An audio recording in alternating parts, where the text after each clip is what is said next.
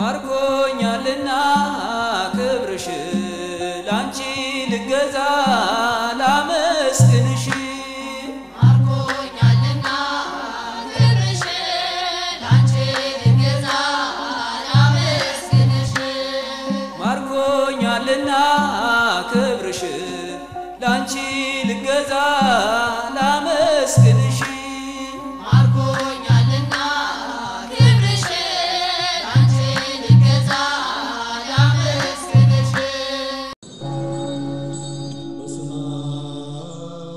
ጤና ይስጥልን ተመልካቾቻችን እንደምን ዋላችሁ የጸበል ጻድቅ ዝግጅታችን ነው ለዛሬ በቆይታችን ከኛ ጋር ሆኖ ምላሽ እየሰጡ የሚቆዩት መምህራችን ቀሲስ አንድነት አሸናፊ የቅድስት ሥላሴ ዩኒቨርሲቲ መምህር ናቸው ለጥያቄዎቻችሁ ተገቢውን ምላሽ ታገኛላችሁ አብራችሁ ነው ማርኮኛልና ክብርሽ ላንቺ ልገዛ ላመስግንሽ መምህር በድጋሚ እንግዳችን ስለሆኑ እጅግ በጣም አድርጌ ነው ማመሰግነው እንኳን ደህና መጡ እንኳን ደህና ቆያችሁ ተመልካቾቻችን ቀደም ሲል ጸበል ጻድቁን ባርከውልን የተመለስነው በቀጥታ የምናልፈው ወደ ውይይታችን ነው አብራችሁ ነው ማርኮኛልና ክብርሽ ላንቺ ልገዛ ላመስግንሽ እንግዲህ በርካታ ጥያቄዎች ወደ ጸበል ጻድቅ የዝግጅት ክፍላችን ይመጣሉ ለዛሬም በሌላ ቤተ እምነት ውስጥ ያሉ ምእመናን የጠየቁት ጥያቄ ደርሶናል የፕሮቴስታንት ሃይማኖት ተከታይ ነኝ መጽሐፍ ቅዱስ ስላለባበስ በተለይም ደግሞ ሴቶች ረጅም ቀሚስ እንዲለብሱና ራሳቸውን እንዲሸፍኑ እንደሚያዝ ስታስተምሩ እሰማለሁ ነገር ግን በመጽሐፍ ጌታ ኢየሱስ ራሱ የሚለብሳት ቀሚስ እንዳለችው ሲያድግም አብራው እንዳደገች ደግሞ ታስተምራላችሁ በመጨረሻም ከተሰቀለ በኋላ ልብሱን ዕጣ እንደተጣጣሉበት መጽሐፍ ይናገራል ከዛ ባለፈም ኦርቶዶክስ ሃይማኖት ያሉ መነኩሴዎች የሚለብሱት ቀሚስ መሆኑ ይታወቃል በተመሳሳይ መልኩ ደግሞ ሴቶችን ባለባበሳቸው ምክንያት ስትቃወሙ እሰማለሁ ለመሆኑ ወንዶቹ የሴትን ቀሚስ ሲለብሱ ዝም ማለትና ሴት ስትለብስ ግን መቃወም ልክ ነው ወይ ደግሞ መጽሐፍ ቅዱስ ቀሚስ የሚለው ልብስ እንዴት አይነት እንደሆነ ይናገራልን ስለምን በራሳቸው አረዳድ መጽሐፍን ተተረጉማላችሁ የሚል ጥያቄ ነው የደረሰን እጅ ከምን ብለናል መምህር እሺ ስለ ልብስና ስለ አለባበስ ነው እንግዲህ ጥያቄው በዋናነት የሚያተኩረው እዛ ላይ ነው ጥያቄው እኛን የሚደግፍ ይመስላል እንደፈለጉ ይልበሱ አትናገሯቸው ህግ አትስሩላቸው የሚል ይመስላል እንግዲህ ለለባሾችም የቆመ ሰው ለራሱም ልብስ የፈለገው መልበስ የፈለገ ሰው የሚል ሐሳብ ውስጥ ይኖረዋልና እንግዲህ ዞሮ መሰረታዊ ጉዳዩ አለባበስ ላይ ነው በመሰረቱ ልብስ ከስህተት በኋላ የመጣ ነው እግዚአብሔር የሰው ልጅን በመልኩና በአምሳያው ከፈጠረው በኋላ ጸጋውን ያለበሰው አዳምና ሔዋን እንደዚህ እንደዛሬ የሚታይ የሚጨበጥ የሚወለቅ የሚለበስ ልብስ አልነበራቸውም ጸጋ እግዚአብሔር ነበር ልብሳቸው ጸበለስ በልተው ከስህተት በኋላ ራቆታቸውን ሆኑ ማለት ጸጋ እግዚአብሔር ተገፈፋቸው ስለዚህ ራቆታቸውን መሆኑን ያወቁት ከስህተት በኋላ ነው ከዚያ መጀመሪያ እንግዲህ ቅጠል ወስደው ለበሱ ወይም አገለደሙ እግዚአብሔር ደግሞ ከቆዳ የተሰራ ልብስ ሰጣቸው በኋላ ላይ እንግዲህ ዛሬ እዚህ ያለንበት ደረጃ ላይ አለባበስ ላይ ደርሰናል ጨርቅ ምንበለው በርግጥ ቆዳም ይለበሳል ዛሬ በመሰረቱ ግን እግዚአብሔር ከቆዳ የተሰራ ልብስ ያለበሳቸው ምክንያት ስላለው ነው ቆዳ ወይም ቁርበት ከስጋ ይገኛል ከስጋችሁ ስጋ ከነፍሳችሁ ነፍስ ነስቻ አድናችኋለሁ ብሎ ሲነግራቸው ወይም ሲያመለክታቸው እንደሆነ መጽሐፍት ይናገራሉ ምስጢረ ስጋዊን ያስረዳል ያ በመሰረቱ ቃሉ ሲነሳ ምስጢረ ሥላሴ ነው እግዚአብሔርም አለ አዳም መልካምንና ክፉን ለማወቅ ከኛ አንዳንዱ ሆነ ብሎ የምስጢረ ሥላሴ ላይ የሚተነተን ነው ከኛ አንዳንዱ ሆነ ደግሞ የሚለው የምስጢረ ስጋዊ ትንታኔ የሚሰጠው ነውና የሰው ልጅ ያንን የቆዳ ልብስ ለብሷል በዛን ጊዜ ከዛ በኋላ አሁን ያደገ እየመጣ በዛሬ ዘመን እንግዲህ የተለያዩ ያማሩ የተዋቡ የለሰለሱ እንደምንፈልገው ያደረገን እየሰራን እንለብሳለን ልብስ ስለዚህ ልብስ የኃጢያት ውጤት ነው ማለት እንችላለን ከስህተት በኋላ የመጣ ነው እንጂ ይሄን ያህል ለማታበይ የሚሆንና እንዴት ተብሎ ትምክህት የሚያዝበት አይደለም ስህተታችን ያመጣው ውጤት ነው ከዚያ በኋላ እንግዲህ በመሰረታዊነት የሚነሳው የሰው ልጅ ያው ከገነት ከወጣ በኋላ የኖረበት ማዕከለ ምድር ኢየሩሳሌም በመሆኑ እነሱ የራሳቸው አለባበስ አላቸው። በራሳቸው መጽሐፍ ቅዱሱ እንግዲህ ኦሪቱ ብሉይ የተጻፈው በዋናነት እስራኤልን ማዕከል ያደረገ አንድ አምላክን መሰረት ያደረገ ነው። የእግዚአብሔርን መገለጥ መሰረት ያደረገ ነው የብሉይ ኪዳን መጽሐፍቶች።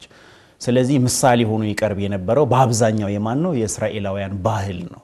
በእስራኤል ባህል ደግሞ ወንዶች የራሳቸው አለባበስ አላቸው፣ ሴቶችም የራሳቸው አለባበስ አላቸው።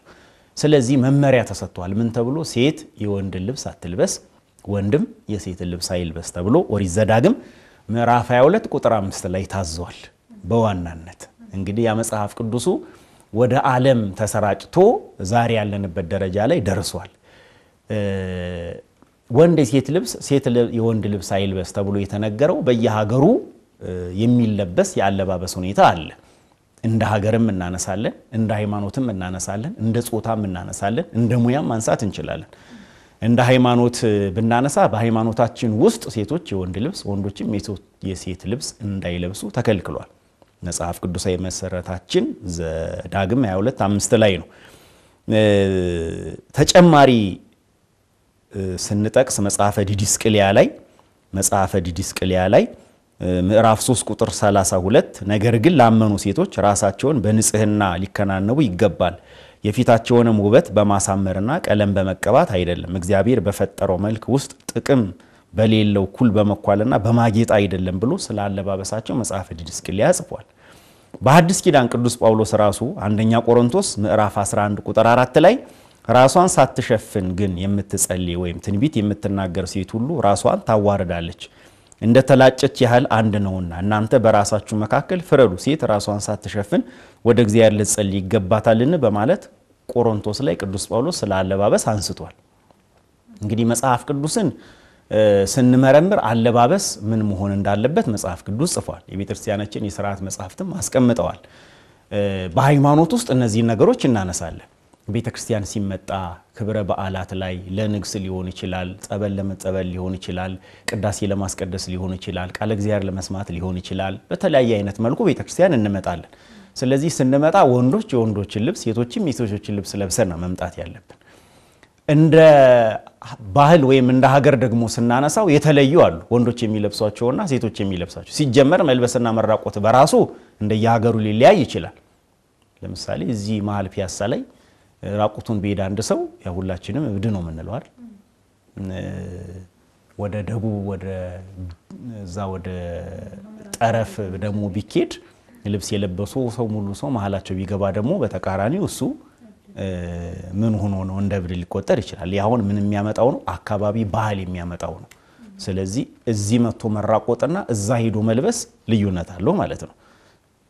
እንደዛ አይነት ልዩነት አለውና በባህል የሚነሳ ነገር አለ፣ በሀገር የሚነሳ ነገር አለ፣ በአየር ጸባይ ደግሞ የሚነሳ አለ። በአየር ጸባይ ማለት ከፍተኛ ሙቀት ውስጥ የሚኖሩ ሰዎች የሚለብሱት አለባበስና ከፍተኛ ቅዝቃዜ ውስጥ ደግሞ የሚኖሩ ሰዎች የሚለብሱት አለባበስ የተለያየ ነው። በሙያ ደግሞ የሚለበስ ልብስ አለ። የአየር መንገድ ሰራተኞች፣ የኢትዮጵያ ቴሌኮሙኒኬሽን ሰራተኞች፣ የገራጅ ሰራተኞች፣ የእሳት አደጋ ሰራተኞች ያለን ብናነሳ የሚለብሱት ደግሞ አለባበስ አለ እና እንደው ሰው ዝም ብሎ ተነስቶ ይሄን እዚህ ልብሳል ይሄን እዚህ ልብሳለው ማለት ሳይሆን ከሙያ አንፃር፣ ከባህል አንፃር፣ ከሀገር አንፃር፣ ከአየር ንብረት ጸባይ አንፃር፣ ከጾታ አንፃር፣ ከሃይማኖት አንፃር ብሎ የሚነሱ ነገሮች አሉ። ስለዚህ ኢየሱስ ክርስቶስ ያንን ቀሚስ ያደረገው በአይሁድ ባህል ነው። ያውን የወንድና የሴትነት ጉዳይ አይደለም፣ በአይሁድ ባህል ስለሚለበስ ነው ያ እና እኛ ሀገር አንድ ወንድ ተነስቶ ቀሚስ አድርጎ ቢሄድ ሃይማኖታችንም አይፈቅድም፣ ባህላችንም አይደለም የኢየሱስ ክርስቶስን መነሳቱ ራሱ ማለት ነው። ስለዚህ ከባህል አንፃር የሚነሱ ነገሮች አሉ፣ ከአየር ጸባይ አንፃር የሚነሱ ነገሮች አሉ፣ ከሙያ አንፃር የሚነሱ ነገሮች አሉ፣ ከጾታ አንፃር ደግሞ የሚነሱ ነገሮች አሉ። ስለዚህ ነው እንግዲህ መጽሐፍ ቅዱስ እነዚህን ነገሮች በእያንዳንዳቸው የሚተነትነው። ይሄን ከተነጋገርን እንግዲህ ስለ መከናነብ ስናነሳ መድኃኒታችን ኢየሱስ ክርስቶስ አልተከናነበም። ስለዚህ መከናነብ የለበትም ወንድ፣ ሴት ግን ራሷን መከናነብ ወይም መሸፋፈን አለባት ብሎ መጽሐፍ አስቀምጧል። ይሄን ያስቀመጠበት ከተፈጥሮ ጋር ጭምር አገናኝቶ ነው ቅዱስ ጳውሎስ። አሁን የሚቃወሙ ሰዎች ተፈጥሮን ጭምር ተቃዋሚዎች ናቸው። ደግሜ ላንብበው። እንደ ተጨላጨች ያህል አንድ ነውና ራሷን ሳትከናነብ የምትጸልይ እናንተ በራሳችሁ መካከል ፍረዱ፣ ሴት ራሷን ሳትሸፍን ወደ እግዚአብሔር ልጸልይ ይገባታልን? በራሳችሁ ፍረዱ ብሏል። ስለዚህ ተፈጥሮን መቃወም ጭምር እንደሆነ ነው የሚያሳየው ቅዱስ ጳውሎስ ማለት ነው። ስለዚህ ዛሬም ብዙ ሰዎች ተፈጥሮን እየተቃወሙ ናቸው። ተፈጥሮን ሲቃወም ደግሞ ሰው ከእግዚአብሔር ጋር ይጣላል። ሆኖበት የተፈጠረውን ወይም እግዚአብሔር ለሱ የሰጠውን ተፈጥሮ መቃወም ከራሱ ከእግዚአብሔር ጋር መጋጨት ወይም መጣላት ነው። ያ ነው እንግዲህ በብሉይ ኪዳን ዘመን ብዙ ጥፋት ያስከተለው፣ በኖህ ዘመንም ያንን መከራ ያመጣው፣ ዛሬም በመድራችን ላይ ብዙ ውድቀትና ጥፋት እያስከተለ ያለው ተፈጥሮን መቃወም ነው። ተፈጥሮን ከተቀበለ ሰው ወንድ ወንድ መሆኑን ሴት ሴት መሆኗን ከተቀበሉ ለባህሪያቸው ለጠባያቸው የሚስማማውን ለኑራቸው ለሃይማኖታቸው የሚስማማውን ልብስ ነው መልበስ ያለባቸው። ከዛ ውጪ የሚሆኑ ከሆነ ግን የሃይማኖት ሕግን ይጥሳሉ፣ ያልተፈቀደላቸውን ስርዓተ ቤተክርስቲያን ይጥሳሉ።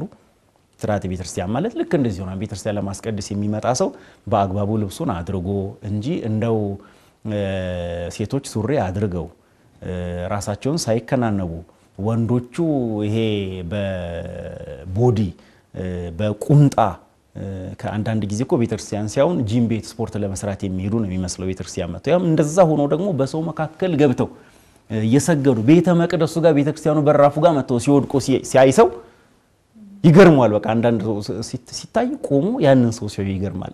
በሰውየው ሳይሆን በሚያው ሰው ሁሉ አንዳንዴ ይደነቃሉ። ያንን ሰው በሚያው ሰው እንዴት ሆኖ በቃ ገርሞት ምን እንዴት ሆኖ ነው የመጣው ያስብላል ማለት ነው እንግዲህ።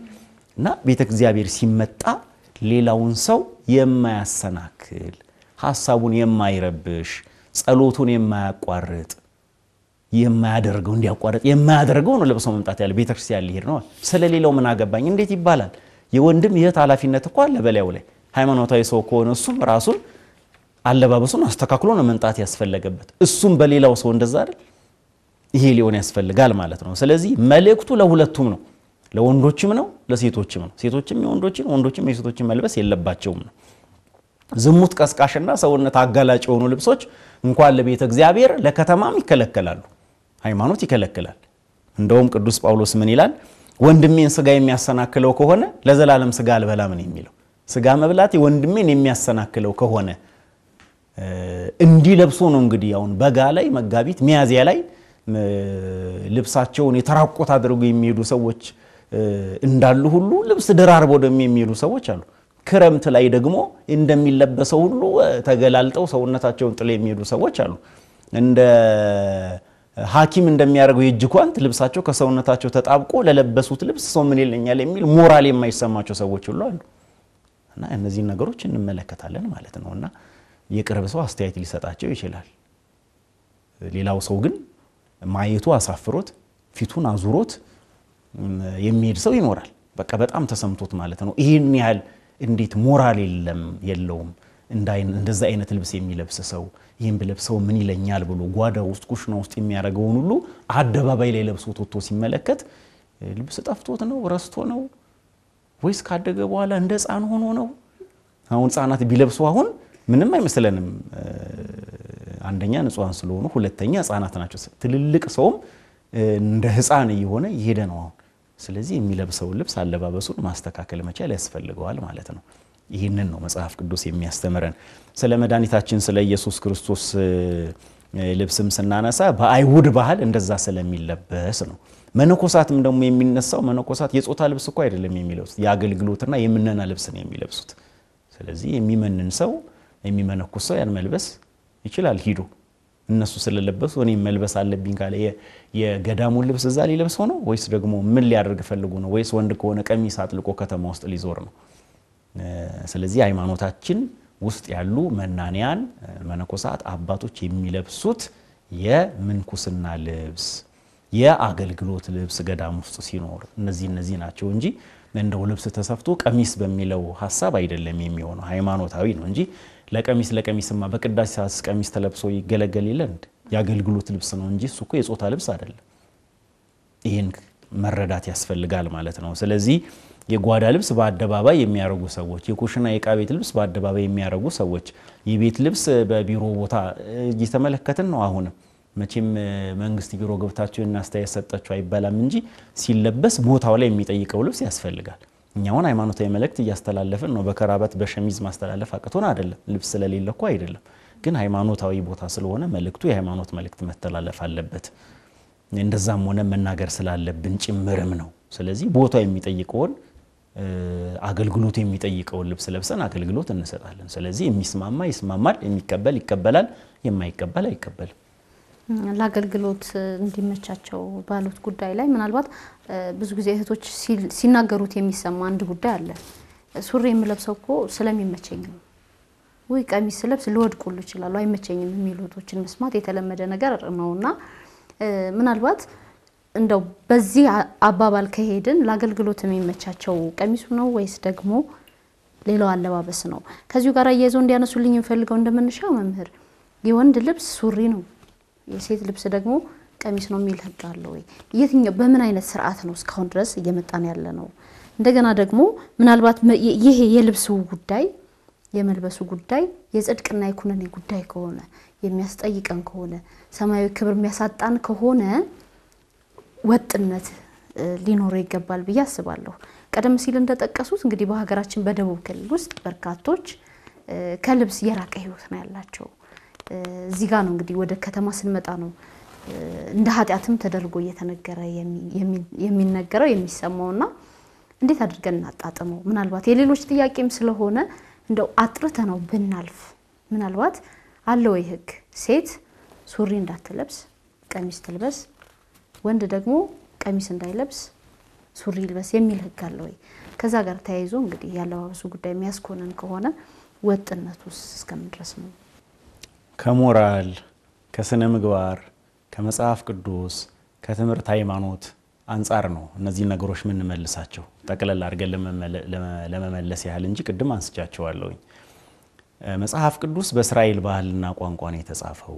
ከዛ በኋላ ነው ወደኛ የደረሰው ብለናል። እስራኤል በባህላቸው የወንዶች ልብስ አለ፣ የሴቶች ልብስ አለ ይለብሳሉ። ወንዶች የሴቶችን ሴቶች የወንዶችን ልብስ እንዳይለብሱ ተደርጓል።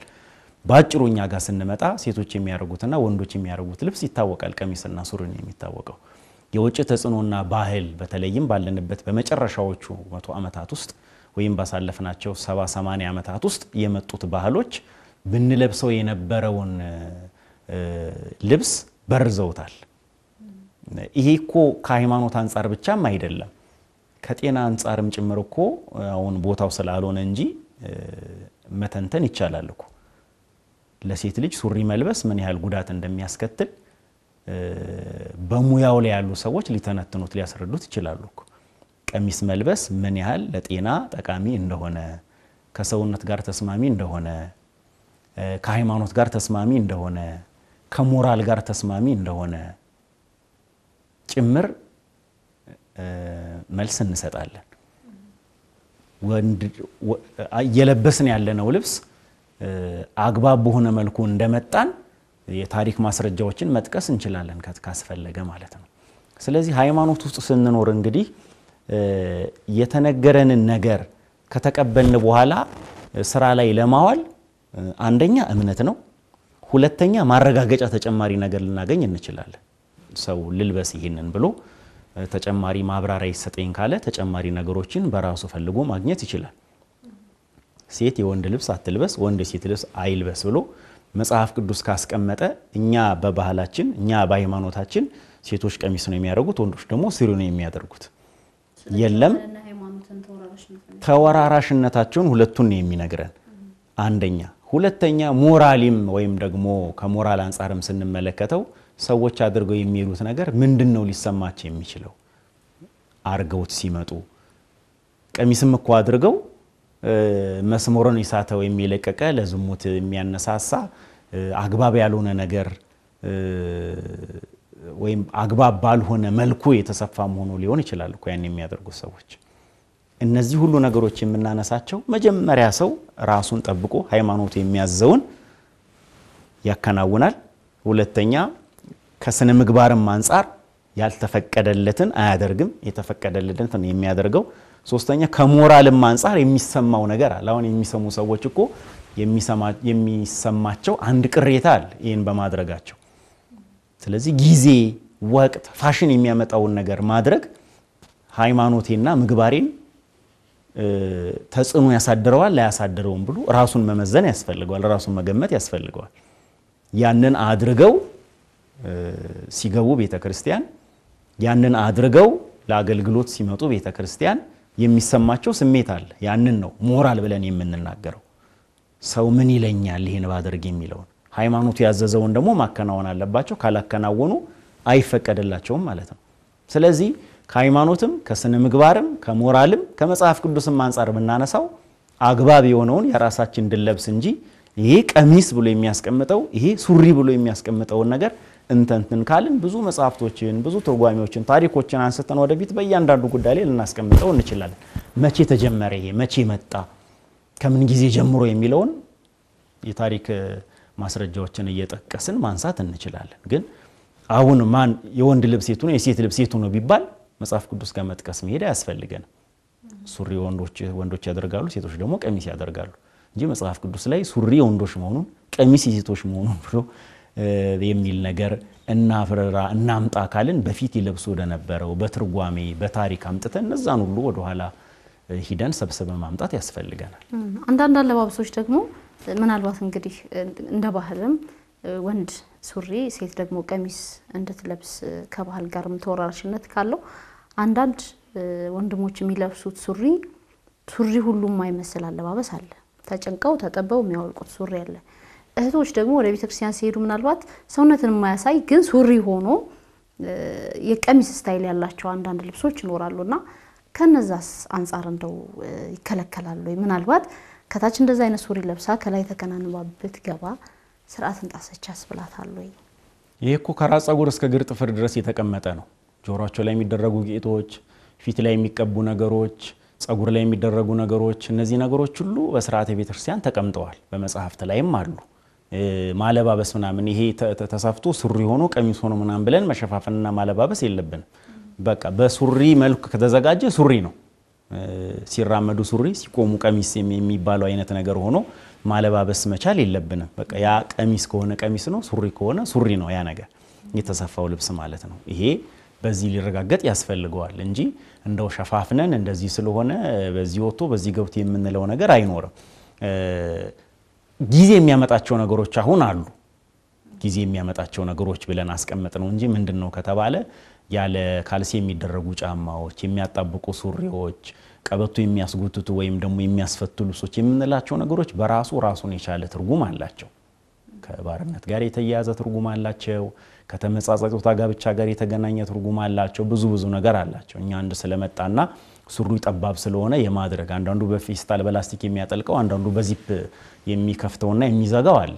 የጫማ አደራረግ፣ ፀጉር አቆራረጥ፣ ልብስ አለባበስ ይሄ ነገር ሁሉ የሚያሳየው መልእክት አለ። አለባበስን እኮ አይቶ ማንነትን ማወቅ ይቻላል። እንዴ ጴጥሮስን አይታው እኮ አንተ አነጋገር አለባበስ ከክርስቶስ ጋር ነበርክን ያለችው እኮ። ስለዚህ የሰውን አለባበስ አይቶ ማንነቱን መገመት ይቻላል። ስለዚህ የሚለበስ ልብስ የማንነት መለኪያ ማሳያ ጭምር ነው ማለት ነው።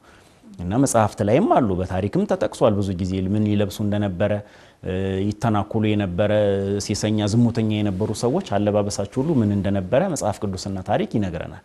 ስለዚህ አለባበሳቸውን አኳኋናቸውን አይቶ መገመት ይቻላል። እንደው መለስ ብዬ ለማስታወስ ያህል የጽድቅና የኩነኔ ጉዳይ ከሆነ ወጥነት አይታይበትም። በሀገራችን ወደ ደቡብ ክልል ስንሄድ እርቃናቸውን ባህል ሆኖ እንደ ባህል የሚዩት ልብስን የለበሰ ሰው ሲያዩ የሚስቁ የሚደነግጡ ሰዎች ያሉበት ሁሉ አካባቢ ያለና ከሱስ አንፃር ሃይማኖቱ ምን ይላል? ህግ ያለ በህግ ይፈረድበታል፣ ህግ የሌለው ያለ ህግ ነው የሚፈረድበት። ምን ማለት ነው? ለምሳሌ ይሄንን የሚያቅሰው አሁን የሰማ ሰው አለ፣ ይሄን እንዲያርጉ እንዲያታድርጉና የሚል ሰው አለ። ይሄ ሰው ባወቀው ልክ ነው የሚፈረድበት። ይሄን ሳይሰማ ደግሞ ይሄን ማድረግ ጥሩ ነው፣ ይሄን ማድረግ መጥፎ ነው ብሎ ደግሞ የሚተገብር ሰው ይኖራል። በዛ ልክ ነው የሚፈረድበት ማለት ነው። ስለዚህ ህግ ያላቸው በህግ ይፈረድላቸዋል፣ ህግ የሌላቸው ያለ ህግ ነው የሚፈረድላቸው ይላል ቅዱስ ጳውሎስ። ስለዚህ እኛ ተምረን አውቀን ባላደረግነው ልክ ነው የምንጠየቀው። ሞራል እና ስነ ምግባር ደግሞ እየተገበሩ እንደኛ ዕውቀት ያላወቁ ሰዎች በሰሙት ወይም በሚተገበሩት የሞራል መጠን ልክ ነው ይፈረድባቸው። ስለዚህ የመልበስና ያለ መልበስ ጉዳይ የጽድቅና የኩነኔ ጉዳይ አይሆንም ማለት ነው። እንደዛ አይደለም። የሚፈረድላቸው ባወቁት ልክ ነው ሲባል አሁን ይሄን ያልሰማ ሰው አለ።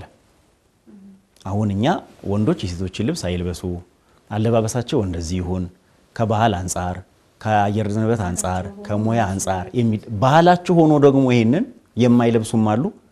ባህላቸው ሆኖም ደግሞ የሚለብሱም ሰዎች አሉ። እነዛ ሰዎች አሁን ባህላቸው ሳይሆን ወይም በአካባቢ ቅድም እንዳልነው በተለያዩ ሀገራችን ኢትዮጵያ ውስጥ ከዛ ከልብስ ተራቁተው ግን አፍረተ ስጋቸው ብቻ ላይ ሸፍነው የሚኖሩ ሰዎች አሉ። እነዛ ሰዎች አሁን ከልብስ ተራቁተዋል ተብሎ የሚፈረድባቸው ነገር አይኖርም። ግን ባወቁት ልክ እነሱ ይሄ ጥሩ ነው፣ ይሄ መጥፎ ነው፣ እንዲህ ማድረግ አለብን፣ እንዲህ ማድረግ የለብንም ብለው ባወቁት ልክ ነው የሚፈረድባቸው። እኛ ሂደን አስተምረን አሳውቀን ባህላቸው ነው አይደለም፣ ባህላቸው ወደ ክርስትና ሲመጣ ጎጂ ነው ወይስ ደግሞ አይደለም፣ ጎጂ ከሆነ ይሄን አድርጉ፣ ጎጂ ካልሆነ ደግሞ በዚሁ ቀጥሉ ብለን ማስተማር፣ ማሳወቅ፣ መንገር፣ መስመር ማስያዝ የኛ ድርሻ ነው። ያን ካወቁ በኋላ ባይተገብሩት ይጠየቃሉ። እየተገበሩ ያሉትን በጎነት ደግሞ እንዲቀጥሉ እናስደርጋለን። የከተማ የገጠርና የገዳም ስርዓት የሚባላል። ለከተማ ቤተክርስቲያናት፣ ለገጠር ቤተክርስቲያንና ለገዳም የሚሰራ ስርዓት። ለምሳሌ ቅዳሴ ላይ ከተማ 6 ተኩል ይገባል፣ ገጠር ቤተክርስቲያን 7 ሰዓት ሊሆን ይችላል፣ ገዳም 7 ተኩል 8 ሰዓት ሊገባ ይችላል። የህዝቡን አኗኗር የገዳማውያኑን የአገልግሎት ሁኔታ መሰረት አድርጎ የሚሰራ ስርዓት አለ ማለት ነው። ልክ አለባበስም እዚህ ነን ያለነው እኛ ደቡብ፣ ምዕራብ፣ ምስራቅ፣ ሰሜን አውሮፓ፣ እስያ፣ ካናዳ፣ ላቲን አሜሪካ ምንድነው የሚኖሩት? አለባበሳቸው ምንድነው? ከስነ ምግባር ጋር ይስማማል አይስማማም? እንዴት እናድርገው? የሚጨምር ነው የሚቀነስ ነው ብለን ያንን መስመር ማስያዝ ይጠበቅብናል እንጂ ከተማ ውስጥ ባለ ጥያቄ ብቻ መልስ ሰተን ሌላውን የምንኮንንበት፣ ገጠር ባለው ጥያቄ ብቻ መልስ ሰተን ከተማው የምንኮንንበት ነገር አይኖርም። ለዛ ነው ቅድም ይሄን መልስ ለመስጠት የሞራል ህግ፣ የስነ ምግባር ህግ፣ የሃይማኖት ህግ፣ የባህል ህግ፣ አየር ጸባይ ሁኔታ አይተን ከግምት አስገብተን ነው ምናነሳው። ሲደመደም ግን ወንዶች የሴቶችን፣ ሴቶች የወንዶችን መልበስ የለባቸውም። የሚለብሱትን ልብስ ሰው ምን ይለኛል ብለው ሞራላዊ ስሜት ወይም እሳቤ ሊኖራቸው ያስፈልጋል። ከስነ ምግባር አንፃርስ ይሄን ለብሼ ሰውን የማሳስት ከሆነ ምን ማድረግ አለብኝ? ከጊዜው አንፃርስ እንደዚህ ቅድም እንዳልናቸው ተመሳሳይ ጾታ ጋብቻ፣ ሌሎች ነገሮች የሚያስተላልፉ አለባበሶች፣ ሁኔታዎች አሉ። ያንን ማንጸባረቅ ማስተላለፍ ሲል የሚሉ ነገሮች ሁሉ ከግምት መግባት ያስፈልጋቸዋል ማለት ነው። ቀደም ሲል እንግዲህ በሀገራችን ደቡብ አካባቢ ላይ በሚኖሩ ህዝቦች ላይ አንዳንድ ሀሳቦችን እየተነጋገርን ነበር። እንግዲህ ባለማወቃቸው ልክ ይፈረድላቸዋል፣ በማወቃቸው ልክ ይፈረድላቸዋል ብለን ያነሳነው ጉዳይ ነበር። ባለማወቃቸው በራሱ አይፈረድባቸውም ወይ? ለማወቅ እነሱስ የሚያደርጉት ጥረት የለም ወይ? የቤተ ክርስቲያኑ አስተምሮ ወጥነት ያለው ከሆነ ፍርዱም እኩል ሊሆን አይገባውም ወይ የሚለውን ማንሳት ብንችል። እሺ፣ በመሰረቱ እንግዲህ ምጽአት ይዘገያል የሚባለው ወንጌል ለሁሉም እስኪዳረስ ነው ተብሎ አንድ ምክንያት ይነገራል። ሁሉም እስኪሰማ ይህ የመንግስት ወንጌል ለዓለም ሁሉ ይሰበካል ብሎ መድኃኒታችን ኢየሱስ ክርስቶስ አስተምሯል። ሌሎችም 2-3 ምክንያቶች አሉ ተጨማሪ። ዕውቀት ብለን የምንናገረው ሰው ሲፈጠር በራሱ ይዞት የሚመጣው ዕውቀት አለ። ተምሮ የማወቅ ጉዳይ ብቻም አይደለም። እግዚአብሔር ሲፈጠር ሰው ይዞት የሚመጣው ዕውቀት አለ። ሳይማር ብዙ ዕውቀት ያለው ሰው ወይ ማዋቂ የሚባል ሰው አለ። ገጠር ያሉ የቀደሙ አባት እናቶቻችን የኛን ያህል ሳይማሩ ግን ብዙ ነገር ያውቃሉ። ይሄ እኛ የምናስቀምጠውን ቤተክርስቲያን መጥቶ ትምህርት ሃይማኖት ምናምን የምንለው እያንዳንዱን ነገር ማለታችን ብቻ አይደለም። ያ ክፉና በጎን፣ እውነትና ሐሰትን፣ መግደልና ማዳንን፣ ጽድቅና ኃጢአትን ለይቷል። ሰው ያውቀዋል። ያንን በሃይማኖት ትምህርት እያጎለበትን ነው የምናሳድገው እኛ እንጂ ነፍስ መግደል እኮ ኃጢአት ነው፣ ዝሙት መስራት እኮ ኃጢአት ነው ብለን የምናስተምረው አዲስ ፍጥረት የለም። ሁሉም ያውቃል። አንደኛ ሲመጣ ከእግዚአብሔር የተሰጠው አለ። ሁለተኛ ቅድም እንዳልኩት ሞራል አለ ቢያደርግ የሚሰማው።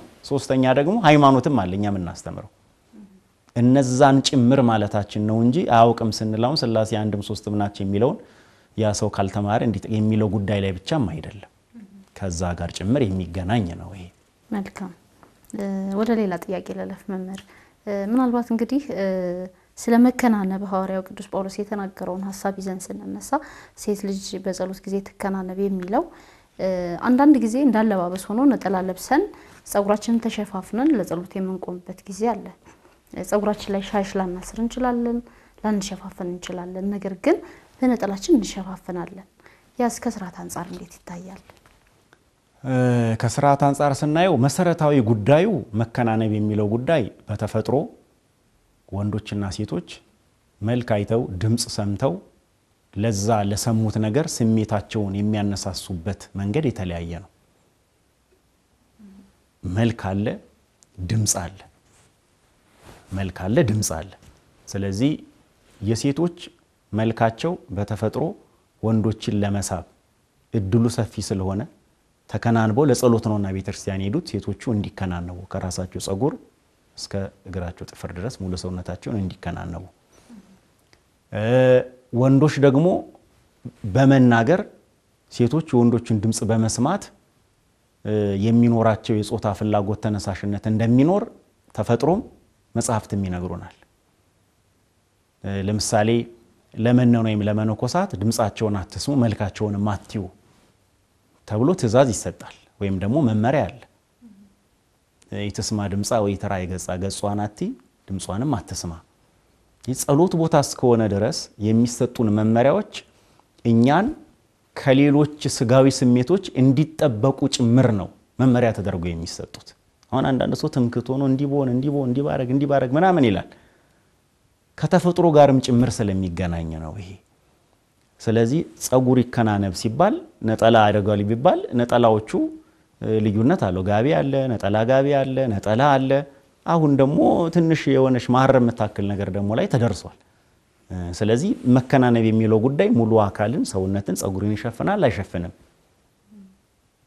እንጂ እዚህ ላይ አንድ ሰው ዝም ብሎ ስስ ነገር ጣል አድርጎ ተከናነብ ያለው ቢል ብዙም ስሜት የሚሰጥ ነገር አይደለም ስለዚህ ቤተክርስቲያን እስከሚሄዱ ድረስ በትክክል ያለውን ሃይማኖታዊ ምግባር መፈጸም መቻል ያስፈልገዋል እንደው ይሄ ሽንገላ ይድለላ የማስመሰል ምናምን አይነት ነገር መሆን የለበትም ካለው ከሆነታውን እነሳና መምህር ምናልባት አሁን ለበስኩት ነጠላ አለ እንግዲህ ምናልባት ሻሽ ባላስርም ጸጉሬ ጥቁር መሆኑን የማሳየት አቅም ግን አለው እንደዚህ አይነት ነጠላዎችን ለብሰው ተከናንበው አፋቸውን ሸፍነው በስነ ስርዓት ቤተክርስቲያን ውስጥ ለጸሎት የሚቆሙ በርካታ እህቶች አሉ ይሄስ ከስርዓት አንፃር እሱን ሁሉና አንሳ ካልንማ አሁን እኮ ያንቺ ነጠላ ሙሉ ታች ድረስ ወርዷል እዚህ ተከሻለ የሚቀር ነጠላ አለ አይተሽኮን አድርገውታል ግን ተከሻለ አንዳንድ ጊዜ እኔ አንዱን ነጠላ ለሁለት ቀደውት መሸት ተጀምሮ ነው ምናምን እላለሁኝ ግማሹ ይትቀርቶ ነው እላለሁኝ ምክንያቱም አድርገውት መተው እዚህ ተከሻለ እኔ ያለው ከታች ያለው ሰውነታቸው አጭርም ልብስ ቢያረጉ ረጅም ልብስ ቢያረጉ ሱሪም ቢያደርጉ ቀሚስም ቢያደርጉ ከዛ ከጀርባ ወደ ታች ያለው በሙሉ ይታያል አሁን ያን ነጠላ ብሎ ለመጥራት ምናልባት 2-3 ፊደል የሚቀረው ይመስለኛል ነላይ ብቻ እንደው ለእንትኑ ፊደል ደረጃ እንስተካለን እዛ ላይ የሚቆም ይመስለኛል እኔ ስለዚህ አለባበሱ እንደዛ ሊሆን ያስፈልገዋል ማለታችን ነው ከፊትም ከኋላም የሚቆሙ ከጎንም ለሚቆሙ ሰው ለሚታየውም ሰው አካል ሰውነት ሊሸፈን ያስፈልጋል ብለን ስንናገር እንደዛ ማለታችን ነው እንጂ አሁን የሚለበሰውን 100 ሰው ነጠላ አረጋራኩ ብሎ ቤተክርስቲያን ቢገባ በእርግጠኝነት 50 የሚሆነው ትክክለኛ ነጠላ የሚለው ነገር የሚያሟላ አይመስልኝም ምን ይካየውት አንፃር ያው ለቦርሳ እንዲመች ብለን የምንይዛቸው አጫጭር ነጠላዎች ይኖራሉ እነሱም ይታሰቡልን ነው የመጨረሻ አንድ ጥያቄ ላንሳና ዝግጅታችንን እናጠቃልላለን መምህር እንግዲህ ጌታችን መድኃኒታችን ኢየሱስ ክርስቶስ አዳምና ሔዋን ከበደሉ በኋላ ለሁለቱም ይሸፍኑበት ዘንድ የሰጣቸው ቆዳን ነው ብለውናል የሰጣቸው ቆዳ እንግዲህ ለአዳም ሱሪን ለሴት ለሔዋን ደግሞ ቀሚስ የሚሆን ቆዳን አይደለም ሁለቱም የሚያገለድሙት ሀፍረተ ስጋቸውን የሚሸፍኑበት ነውና ይሄስ እንዴት ይታያል ከዛ በኋላ እኮ ነው ስርዓት የተሰራው ህግ ይወጣ የዛኔ መጽሐፍ የለም ጻፊዎችም የሉም ነቢያትም አልነበሩም የዛን ጊዜ ህዝብም አልበዛም እነሱ የዛኔ እግዚአብሔር የቁርበት ልብስ አለበሳቸው ለበሱ ከዛ በኋላ ሰው እየበዛ ሲመጣ ወንዶች ሴቶች ልጆች ሲወለዱ ባህል ሲመጣ ህግ ሲሰፋ ሀገር ሲመሰረት የሰው ልጅ እየበዛ ሲመጣ ሃይማኖት የመስመር ሲይዙ ምን አስፈለገ ህግ አስፈለገ ስርዓት አስፈለገ መጽሐፍት አስፈለጉ ስለዚህ አባቶቻችን ነቢያት እግዚአብሔር የሚያስተላልፈላቸውን መልእክት እየሰሙ መጽሐፍቶችን ሲያዘጋጁ መስመር አበጁለት ማለት ነው ይሄ ወንድ ልብስ ነው ይሄ ሴት ልብስ ነው ወንዶች ሴቶች ወንዶችን አይልበሱ እያለ እዚህ ደረጃ ላይ ተደረሰ ማለት ነው እንጂ እዛኔማ ግልድም ብቻ ነው ያደረገው ጸጉራቸውንም እኮ አልተሸፋፈኑ ማዳመን አሁን ነው እኮ የመጣው ይሄ ስራ ሲሰራ ነገ ተነጎዳ ደግሞ ይሄ ስርዓቱ እየተሻሻለ ያደገ ይመጣል ማለት ነው ነገ ተነጎዳ የዛሬ 30 40 አመት ደግሞ ምን እንደሚሆን አናቀም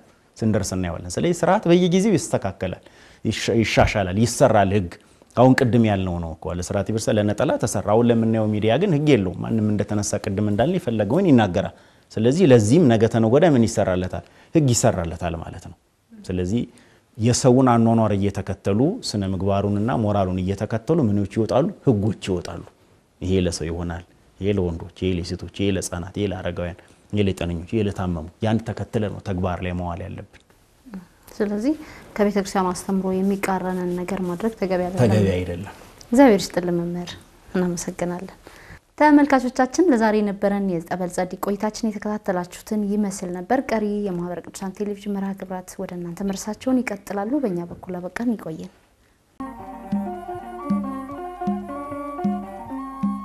ማርኮኛልና ክብርሽ ላንቺ ልገዛ